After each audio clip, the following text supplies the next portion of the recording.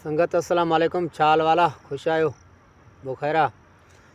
याकब साहब बैठो है।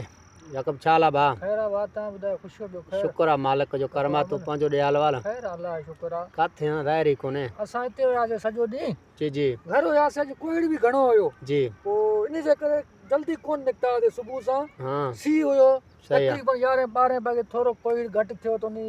खोपो असा टूल वया से जी जी स्टाफ असा जो घोटकी जिले में टूल छडबो आ जाते घोटकी जो टूल आ toll plaza Ghotki toll plaza Ghotki जी जी दे ना जीटी रोड ते जी तो उते वेंदा असा दोस्त इंदा अजीज करीब मैट इंदा सब मिलदा दिल खुश थिंदो आ सही है चाय चुस्की भी हणदा उते वनी हाँ चाय भी जबरदस्त मिले तो माशाल्लाह जबरदस्त आहे माशाल्लाह हाँ। वेठा से यको उते वरी शाम जो जी मोटिया से वरी हेॾे ज़मीननि ते असां चक्कर हणूं दोस्त बीठा आहिनि सभु जी जी हा ॿुधे न सही है पोइ तव्हां मिलिया हो तव्हां सां ई मिलियासीं दिलि ख़ुशि थी वियो हाँ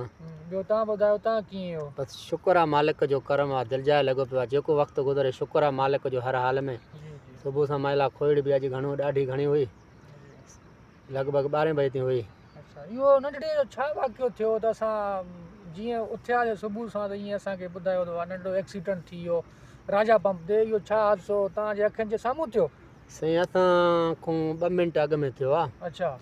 असां बि बसि इहो राजा पंप वारो जेको मथियों रोड क्रॉस करे हेठि वञूं पिया इन विच हिते लाही जेको आहे न जी जी कट जी जी इन कट ते असां पुॻासीं त पोइ तालब 2 टे ॼणा बीठा हुया जी जी उन्हनि खां पुछा कयोसीं ॾिठो थिए त उन्हनि जा थांव ॿांव रोड ते पिया हुया जी पुछा कयोसीं भाउ छा थियो आहे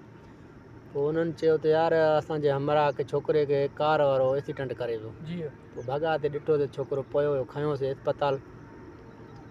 न बची अस्पताल सघियो बसि लॻभॻि मुंहिंजे ख़्याल में चना पंप खां अॻिते पहुतो बसि हिते मौला जी दम ॾिनो पोइ खणी अस्पताल तालका पुॼायोसीं रिपोर्ट बपोर्ट थिया जी पोइ वरी राति खणी वियासीं होॾे माइटनि ॾे